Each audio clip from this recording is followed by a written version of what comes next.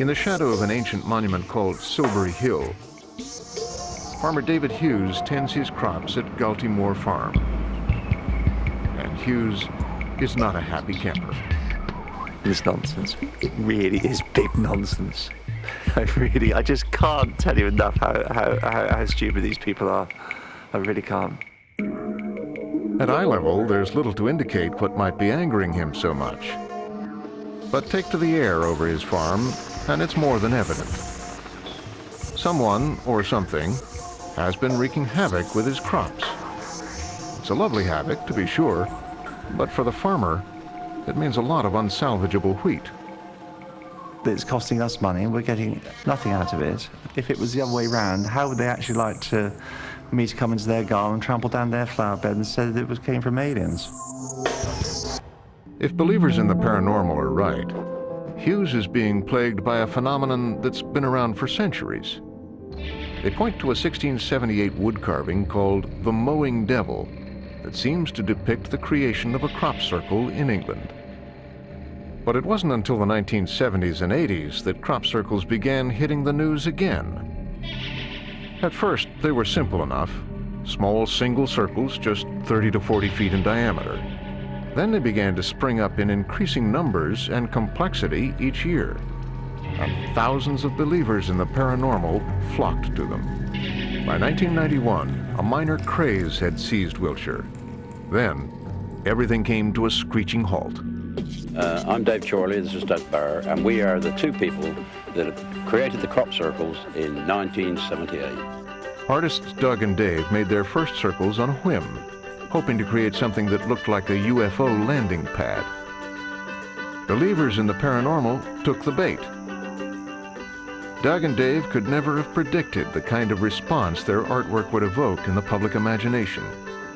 Books appeared, tourists mobbed the landscape. When they went public in 1991, they revealed how easy it was to make circles, even for men in their 60s. Their demonstration took some of the wind out of the believers' sails, but only briefly.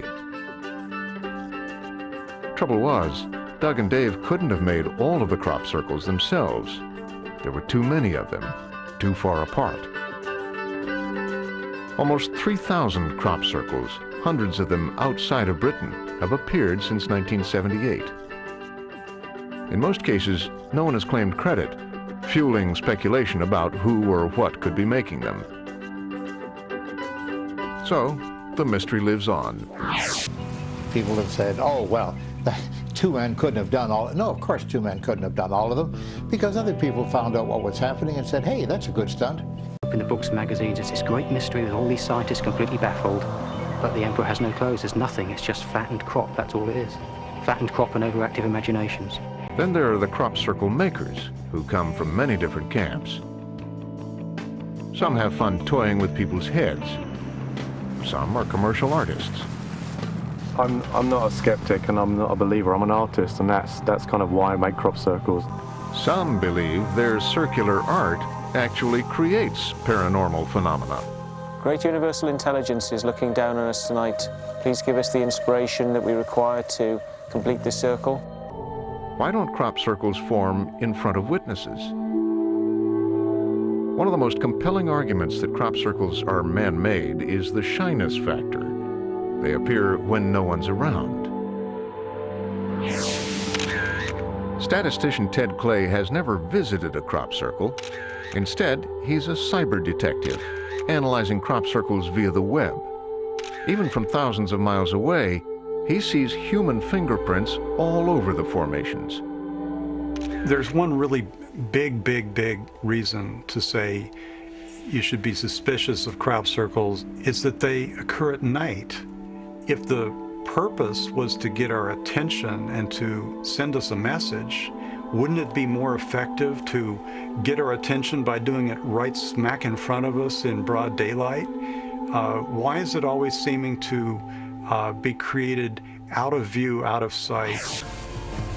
They're getting more and more complicated. Now, are the people in the UFOs getting smarter? Are they getting more artistic?